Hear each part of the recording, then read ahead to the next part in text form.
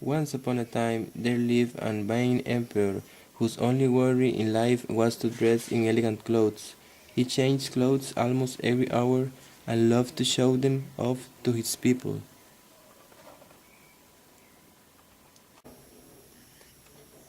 Word of an emperor's refined habits spread over his kingdom and beyond. Two scoundrels who had heard of the emperor's vanity decided to take advantage of it. They introduced themselves at the gates of the palace with that scheme in mind. We are two very good tailors, and after many years of research, we have invented an extraordinary method to weave a cloth so light and fine that it looks invisible.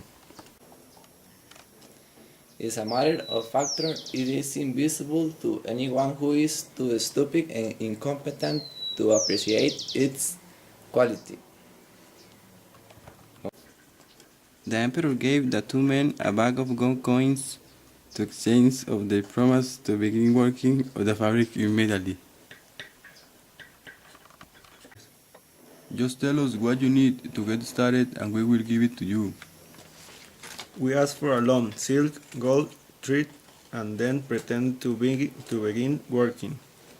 The emperor thought he had spent his money quite well, in addition to getting a new extraordinary suite. He would discover which in his subjects were ignorant and incompetent.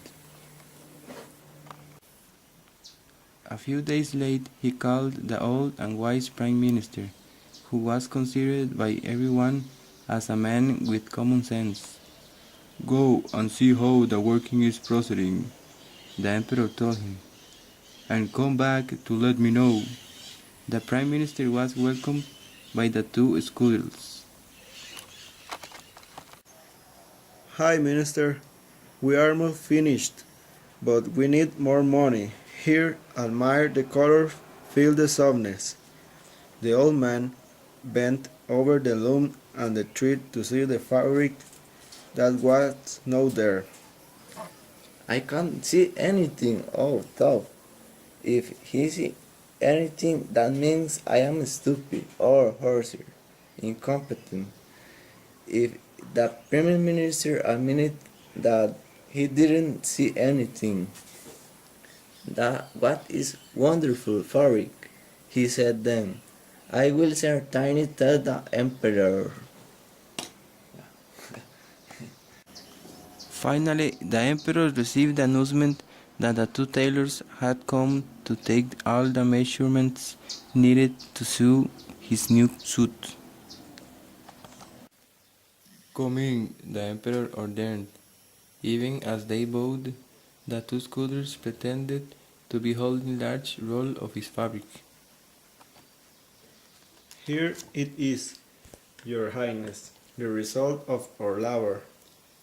The scoundrel said, We have worked hard, but at last the most beautiful fabric in the world is ready for you. Look at the colors and feel how fine it is. Of course, the emperor didn't see any colors and couldn't feel any cloth between his fingers. He panicked and felt like fighting, but when he realized that no one could know that he did not see the fabric, he felt better. Nobody could find out he was stupid and incompetent.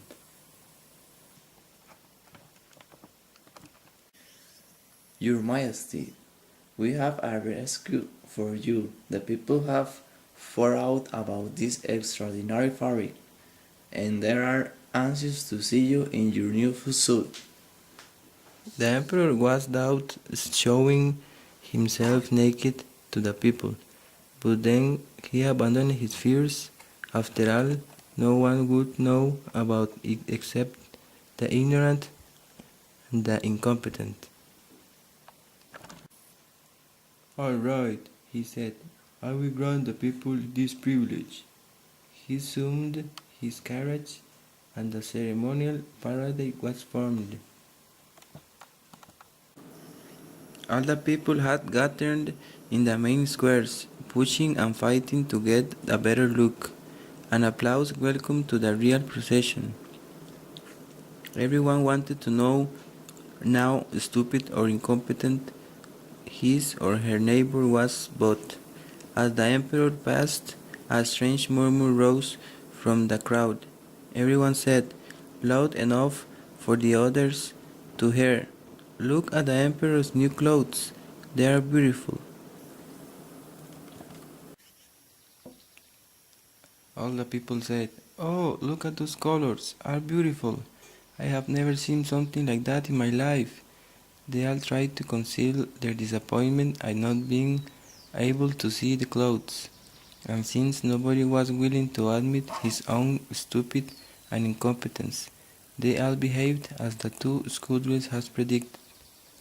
A child, however, who had no important job and could only see things as his eyes showed them to him, went up to the carriage. "The emperor is naked," he said. "Fool!" his father reprimanded, running after him. "Don't talk nonsense!" He grabbed his child and took him away. When the boy said that, all the people realized and said, "The boy is right, the emperor is naked, it's true." The emperor realized that the people were right but couldn't admit to that.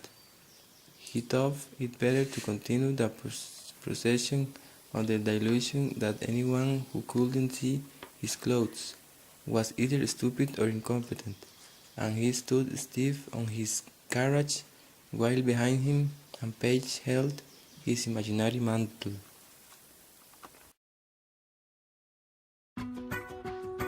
Te lo dije muy clarito. When the boy said that, all the people realized and said, The 12 de la noche boy en is La right. Habana, But 11 de la the noche en emperor San gave the Salvador. two men a